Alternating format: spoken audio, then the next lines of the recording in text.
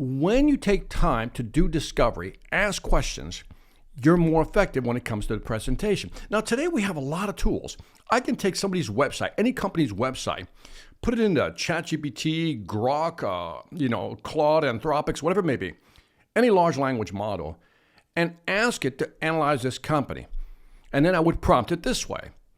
Tell me a little bit about this company. It'll tell you who this company is. And then you put your website or what your product offering is. You can upload a PDF file or actually give it the website. And then say, here's what we offer. How can we help this company grow? And again, the large language model will go back and forth. You can ask it questions and begin clarifying it. But here's one of my favorite prompts. I'll put a company website in and then say, tell me about this company, which the large language model will do easily. And then I say, what are the top 7 challenges? I always use 7. What are the top 7 challenges that their salespeople face? Because that's where the revenue comes from, right? So all of a sudden, they list those out. Now, I ask about salespeople because I do sales training, so I'm trying to solve a problem. So it usually gives me 7. And when I look at those 7 problems, I try to highlight the top 3 to 5, right? And that's when I know that I'm going to develop my pitch around those 3 to 5 key pain points. Now, I can go on LinkedIn, do more research, maybe follow the key influencers or decision makers to find out what they're talking about. So again, all this information is now available. There's no reason, zero, nada, for you to go in there not knowing what their priorities are. Now, we could argue about what are their financial or budgetary priorities. I get that. But if I'm going in there, remember my value trinity. I'm going in there. I know they care about 3 things.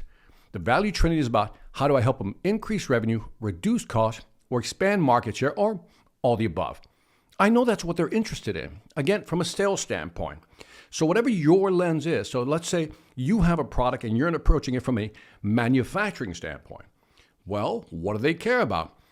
Operational efficiencies, right? Reducing costs, reducing waste. You get the idea. These are things you can pull from the large language model. And again, you're going to be able to go in there and kind of say, here are companies who are similar to you, because I can ask the large language model to give me that information.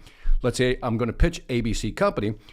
I can ask the large language model, give me companies similar to ABC company, their top 2 or 3 competitors, and it will give you a comparative analysis of their top 3 competitors. And then you can do a SWOT analysis. You can say, do a SWOT analysis on this ABC company compared to these competitors. And it will do a SWOT analysis. Strength, weakness, opportunity, threat. That's SWOT, right? So it'll do that for you. I am saying to you is there's no reason not to understand the company or their priorities before you walk into that room to do your sales pitch. Now, let's say you got 90% of the information, maybe 95. So what you're going to do is early on in the conversation is do a little discovery and say, look, here are the things I'm going to talk about. Here are the things I'm going to cover. Is there anything else I should be including in this presentation? That will allow them to give you additional information, and it's your job to make the adjustment on the fly while you're there and answer those questions. But in today's market, with so much information available at our fingertips, there's no reason to walk in there, let's say, blind to what their priorities are. Remember, the value trinity holds for any B2B scenario: increase revenue, reduce their costs, expand their market share, or all the above. If you can tie your messaging, your pitch to any of those 3, at the same time understanding them and letting them know, I've researched your company, I even know who your competitors are, I even ran a SWOT analysis, and here's what I found. That in itself is compelling. Here's what I found, and then here's how we can help you. That's how you talk to a B2B customer who doesn't want to give you priorities, but let them know you've already studied them. And by the way, subtle note here, because you've done the research, your confidence in the pitch is going to be that much higher because you know them and you know the competitors. Number 2, trust is built because you took the time to study them. And because you did that, they're more willing to listen to you to get a different perspective on what you see happening in the market. So keep in mind, doing this research, doing the work up front, using the large language models to help you with the research allows you to build, have confidence, give them confidence, but build that trust And again, when you walk in there, they're going to say, let's listen to this person. They seem to understand our business.